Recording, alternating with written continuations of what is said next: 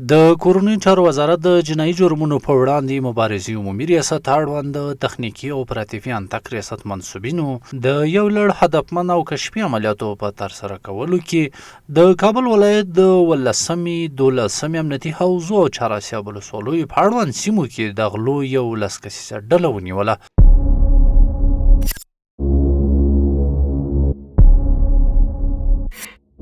ما دسته‌های ارزان قیمت دزدی کردیم که دندیوالای خود از اونجا که بر آمدیم از طریق وزارت داخله ما گرفتار شدیم. په کوتل کې مغلا کړې ده او په چهاراسیا کې مغلا کړې ده. یو شپه زه دې سره تللی یم او په سبا یې ماته بیا 70,000 روپۍ راکړې، نور پیسې پاتې. از طرف منصوبین انتک وزارت داخله گرفتار شدیم. از کارکرد خود پشیمان هستم. د لومړی څېړنو له مخې یادې جنایي ډلې به د شپې او ورځې د خلکو کورونه تر څارنې او نښې کولو وروسته مناسب فرصت په موندلو سره په بېلابېلو چلونو او لارو کورونو ته ننوتل او د هیوادوالو نغدې پیسې، قیمتي توکي، زر او نور ارزښتناک مالونه به غلا کول. دسته‌های ارزان قیمت دزدی کردیم. از این سایه که برآمدیم من خودم دریور بودم، در سر سرک استاد بودم.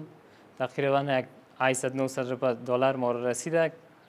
با اون کوتل راپورش هم داده بودم. زه کابل ته راغلم، دغه انجینر سره مخ شولم او ویړو دغه چهاراسیاب یو غلا ته چې زما دغه انجینر سره د 14 کاله مخکې تماس و او لمبر هم پیدا کو، سړی کابل کې و. زه راغلم دلته او بس دې سره به شپې ویړم، همدغه چهاراسیا دي څه بله دغه ځای ته ویړو. بس هغه یو شپه زه دې سره تللی یم خلاص او په سبا یې ماته بیا 70,000 روپۍ راکړې، نور پیسې پاتې. په چهاراسیا کې هم چې واوښتلو نفر سر 1,15,000 افغانۍ نفر سر ورسېدل. د دوامداره جنایي فعالیتونو او د کابل ښار د یادو سیمو کې خلک د اندېښنې او د عامه نظم د ګډوډولو لامل ګرځېدلي وو. امنیتي ځواکونو د کره کشفي معلوماتو او دقیقې څارنې او بریالي عملیاتو په پایله کې یاد 10 تنه غله له اړوند شواهدو سره یو ځای ونیول.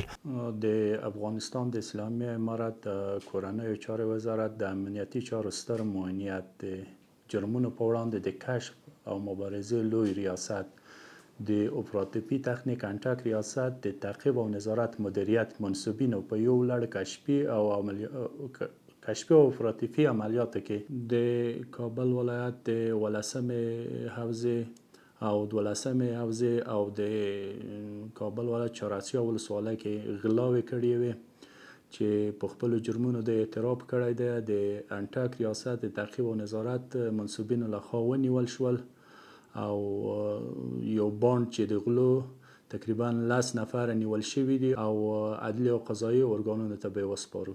نیول شوي کسان تر لومړۍ څېړنو وروسته د قانوني اجرااتو په موخه عدلي او قضایي ارګانونو ته سپارل کیږي. د کورنیو چارو وزارت یو ځل بیا هیوادوالو ته ډاډ ورکوي چې د خلکو د سر مال عزت ساتنه د اساسي لومړیتوبونو څخه ده او امنیتي ځواکونه به د هر ډول جنایي ډلو، غلو، قانون ماتونکو په وړاندې خپل کشفي او عملیاتي هڅې بلا زیاتې کړي تر څو د هیوادوالو لپاره خوندي او باوري او ډاډمن امنیتي چاپیریال تامین شي.